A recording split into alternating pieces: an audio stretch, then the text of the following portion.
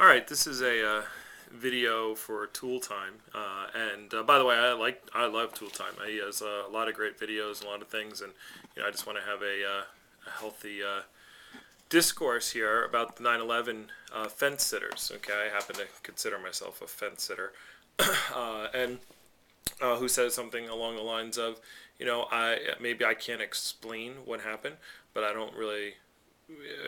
just don't believe the government story that 19 Arabs, the box cutters, took four planes, and there was not one way to defend against it.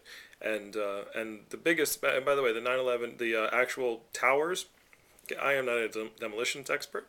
I've listened to the explanations given by both sides. Okay, I actually sit and watch them and listen to them, and and again, I'm not going to go and get a degree in chemistry and explosives to try to figure it out and decipher for myself.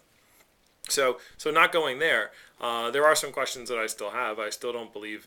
I still don't. I just don't understand how there's no videos of planes hitting the Pentagon. I don't understand how a 747 flies over Washington, at the most heavily defended, place that should be in our country, the Pentagon, and not one person takes a video camera. There's not a store anywhere, or there's no surveillance cameras anywhere. We're in the at that time, at the age where we have video of the first plane hitting the Twin Towers, and not one person takes out a camera, and not one surveillance camera catches something going into, or the plane flying low enough to hit the Pentagon, which is like not way up in the sky, but right on the ground.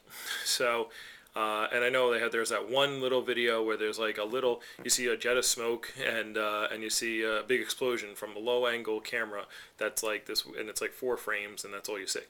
So, why are there no videos or cameras or shots of any, and there's people, and I know people look at the Twin Towers, or did look at the Twin Towers a lot, but there's people who visit Washington and Pentagon and who are there all the time. I mean, there's people who had camera phones. People had, so nobody decided to take out a camera phone, or take out something to see, or none of the video cameras saw that crash happen. So that's really where my biggest qualm is. And then when you talk about, well, the amount of conspiracy that's needed, or the vastness of the conspiracy that's needed, to I run a business. Okay, I run a business where I know more about what goes on than every person, and each person individually, brings information to me, and as the leader of the business, I disseminate the information. And so you don't have to have, if a fireman or somebody who's in a rescue crew picks up something that could potentially be a detonator or something like that, how would they know? Okay, like, they don't know what they're cleaning up. They're cleaning up rubble, in tons and tons of rubble and fire and things. They're just cleaning up stuff. Notice most of the 9/11 debris was not really investigated. It was all taken away and gone as fast as possible. So these are things that, now, I'm not saying that this proves the story. I can't tell you exactly what happened. I'm just saying, when you ask, how can you say that I don't believe the government story, and then you have to believe in this giant conspiracy?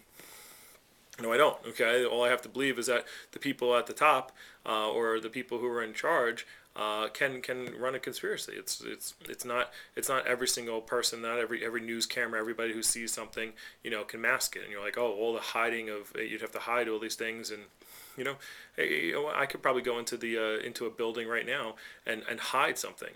It's not that hard. So, especially if you have the person who is in charge of the building in on it. All you need is the top people, and they can say, hey, this goes here, or somebody goes there, or give this person clearance, and that's it. I mean, I don't understand why it has to be. You have to have the news organizations and all the police and all the firemen, and all these people have to be in on it, and because then it's going to get, no, because why? Because anybody who does step forward and says, oh, well, they go, oh, you're a conspiracy theorist and you're crazy and you're nuts. And so, pretty simple. So I just wanted to address the whole thing of, that it has to be this massive conspiracy, that with hundreds of thousands of people that are in on it in order to hide it.